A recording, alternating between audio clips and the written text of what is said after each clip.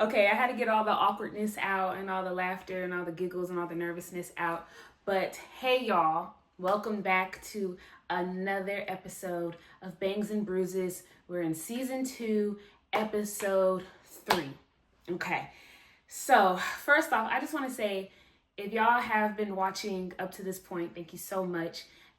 This is very therapeutic for me. This is also very nerve-wracking for me. This is also very awkward for me. I feel really gross and weird, but if I want to continue to grow, I gotta move through all the nasty stuff like this, which is I'm talking to y'all, I'm being honest, I'm being open, and I'm being authentic. So this is just who I am and what it is. Anyways, let's get into episode 3. Episode 3 is the first spark, the moment I knew I wanted to become an artist. And I'll be honest with you guys, I had to really sit and think about this prompt for a quick second before I came on here, because I like to let things kind of just flow off of my tongue and flow off the top of my head, so I know I'm truly being real and authentic. But this one I kind of had to think about for like 5-10 minutes, because I've always, I guess, essentially been an artist. I was recording songs and writing at a very young age. But when I sit back and I really think about it, y'all, I didn't really become an artist until I left home. Till I left home to college. I popped my knuckles. That's why I made that noise.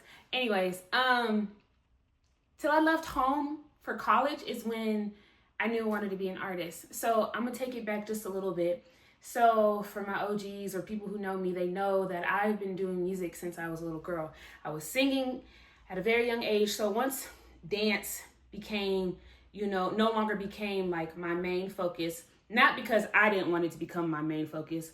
I was pulled out of dance and then put into music and then track. So a lot of y'all know I ran track. I was an athlete. So when I started to do music, I started with voice lessons first, because they found out I could sing through dance, which I'll tell the story about that later. And kind of from there on, I was kind of just put into positions and places where I had to sing and I had to do music.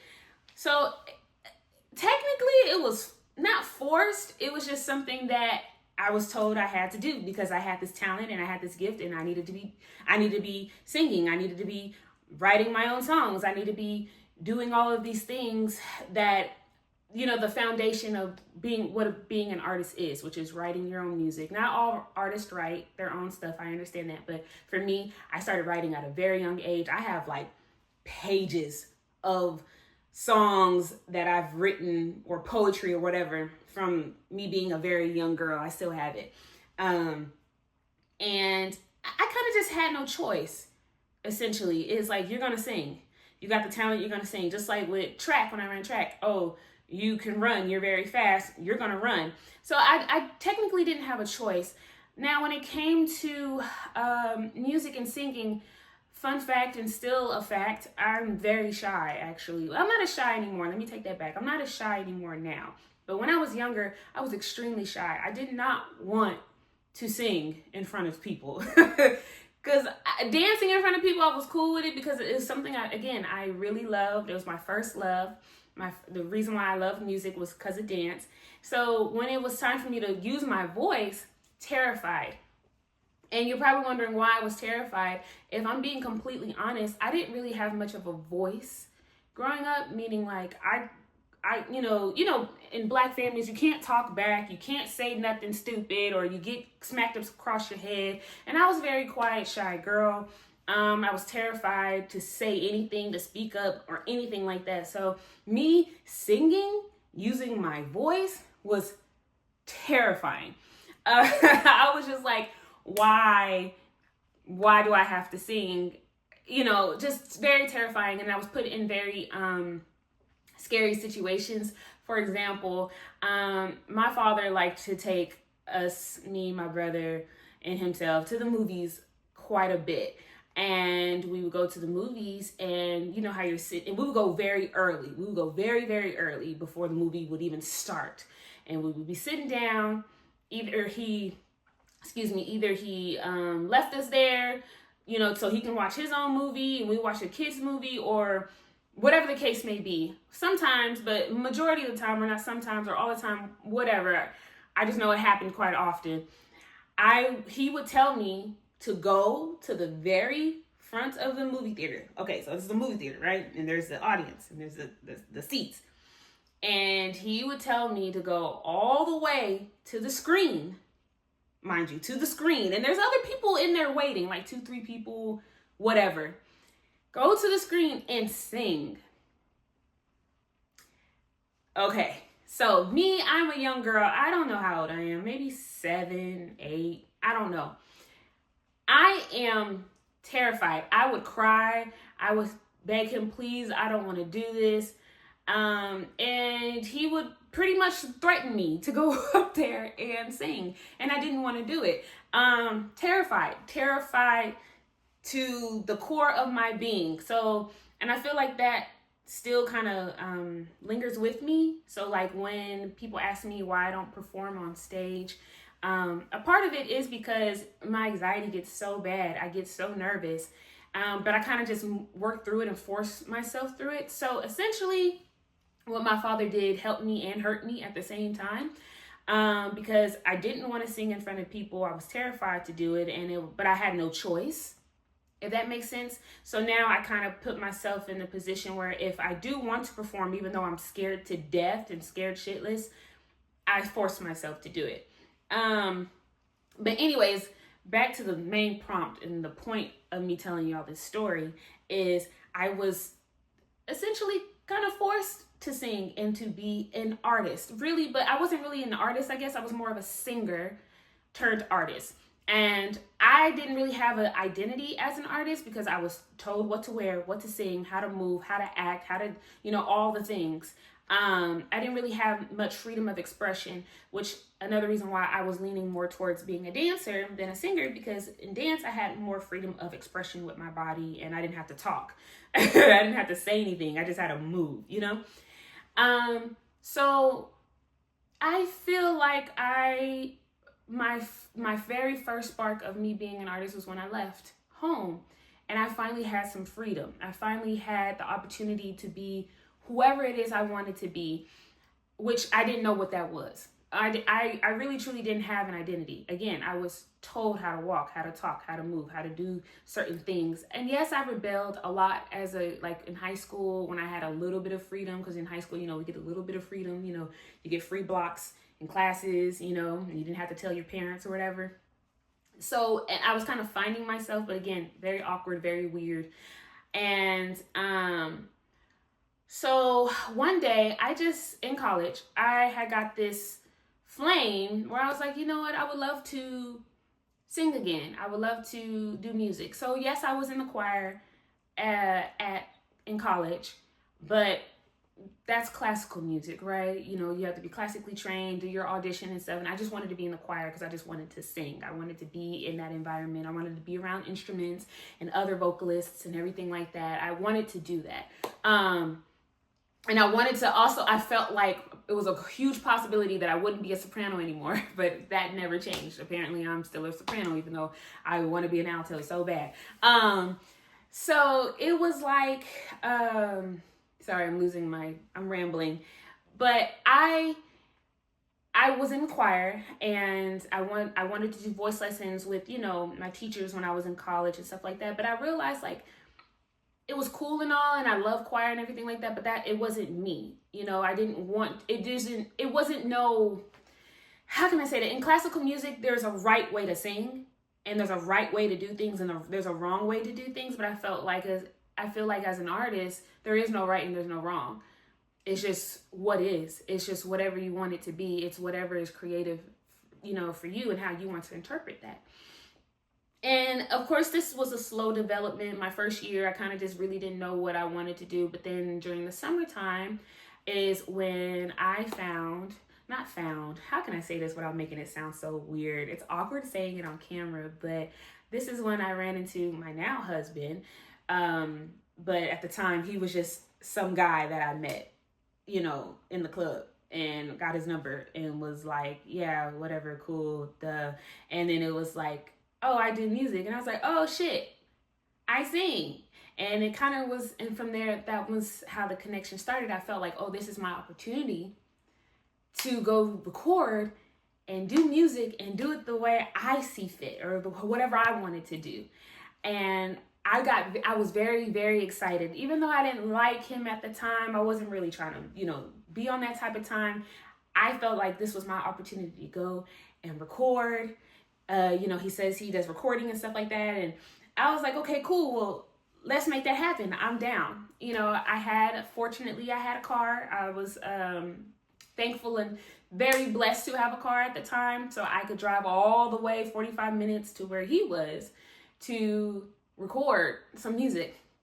So the very first song we recorded was called Slow Motion. I'm not gonna play it. Don't ask me. I might one day share it with the world, show y'all, hey, this is where I started, and I sounded awful, y'all, awful. But again, this is where I'm learning who I am and who I want to be as an artist. And I was very excited, like, to get, even though we was in his room and, recording in the corner, on this, them old school wooden furniture, what are them called? Nightstands.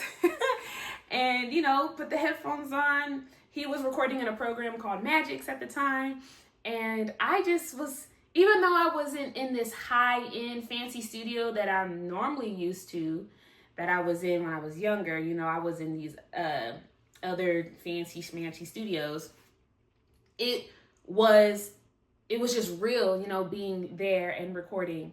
So we did a song called Slow Motion, and then I did another song, a solo song called Cannibal Love. I know you're like, what the fuck? Cannibal Love, why? And it's because the love that I had for this person was eating me alive, so I called it Cannibal Love. Wow. Anyways, I was young, y'all. I was 19, and I was stupid and in love and all this other stupid shit. Anyways, so yeah, that was my first like spark where I was like, I want to be an artist. I want to do what I want to do and sing what I want to think. I want to bring all my creative stupid juices out, and I had to let it out.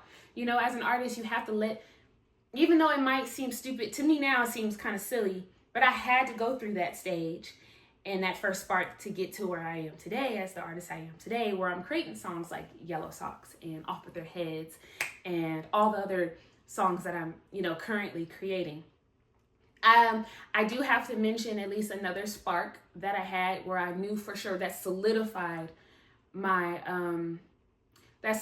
me being an artist or wanting to be an artist. So the moment I just mentioned was, that first spark where I was like, oh yeah, I get to do this. It's because I had a sense of freedom and I finally get to do what I wanted to do. And I felt like the possibilities were endless, because I had to be, because for a long time, forever, I had to be something that I really essentially was not. And the second moment when I knew that I wanted to be an artist, and I have to mention this because it's like starting over. So I guess it's kind of like a second spark, but it really was like a first spark, was right when I was about to give up. I didn't want to do it anymore. I didn't want to be an artist anymore. I was like, fuck this. This is stressful.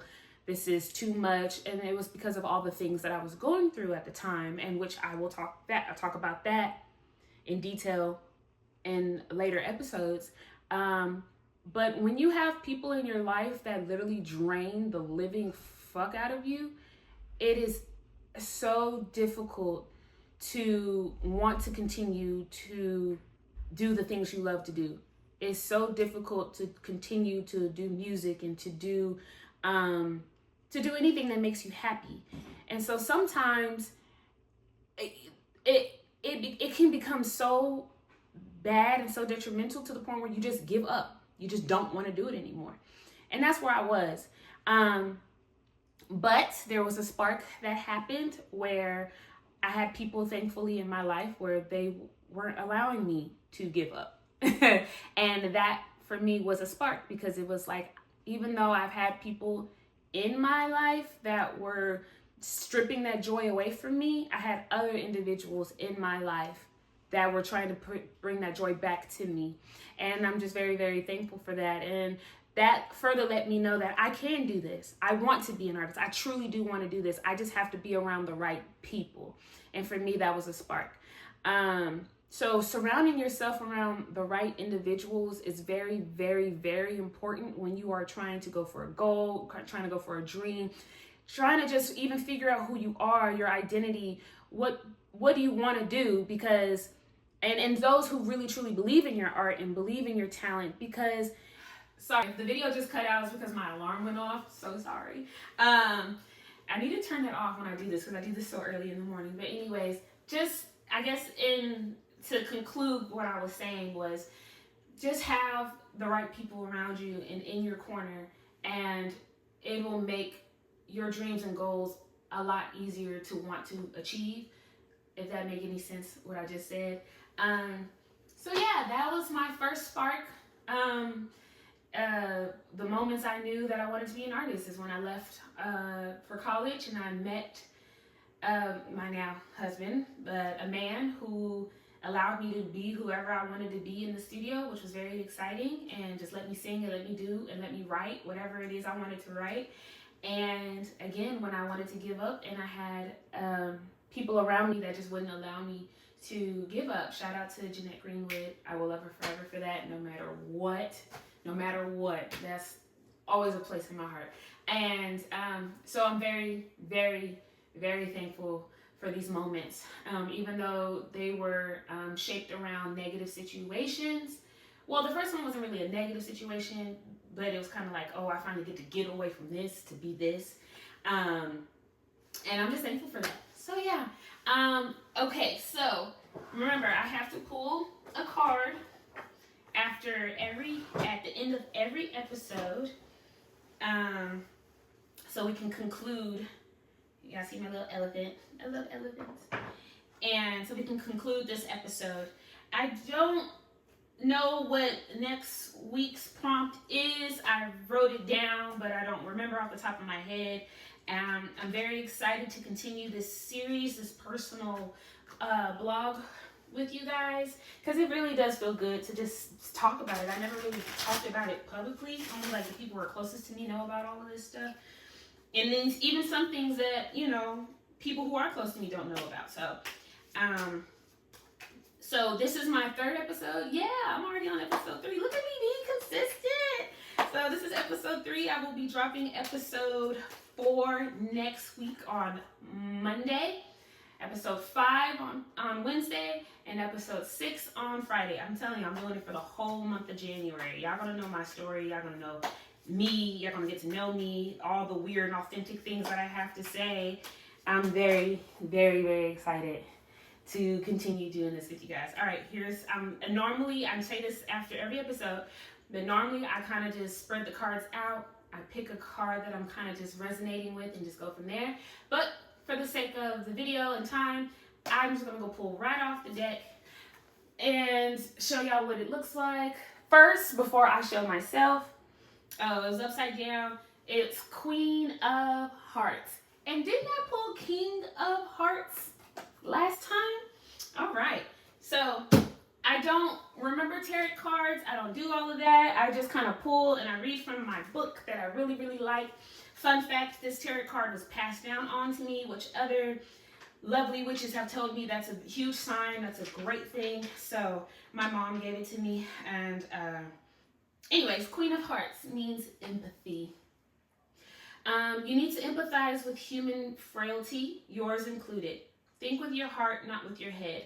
Learn how those in need cope with life's challenges and share your knowledge. Be aware of getting too close. Hug someone you care about. Okay, so it says an empathetic person may be important, and I may still have to learn or teach someone in need who needs to cope with life's ups and downs, which I think is pretty spot on with today's episode. Me speaking on kind of what I've been through a little bit and what I was going through and how I became an artist. Or not how I became an artist, but when I decided to become an artist. So anyways, I also think that's another sign for me to be even more authentic with you guys. I do feel like I'm holding back a little bit on what I really, really want to say. And I just think that's because I'm a little nervous and this is very new for me. I'm growing, and as I continue to move on with this series, I'm going to be way more real about it, way more authentic. I know I am, but I am giving y'all as real as I possibly can right now at this moment, and that's all that matters, right?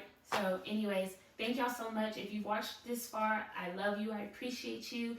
I hope to see y'all back for episode 4 on Monday. Again, if you have any questions for me or anything you want to answer, anything you want me to answer, I will gladly do so. Just comment below, send me a message. I would love to answer any questions. And yeah, go out there, be great. The message for this month is keep promises to yourself. Keep the promises you made to yourself, guys. And that's what's really going to help you continue to move forward in reaching your goals and reaching your dreams. Thank y'all so much. I'll see y'all next time. This was the 3rd episode, and I'll see y'all next time. All right, love you. Bye.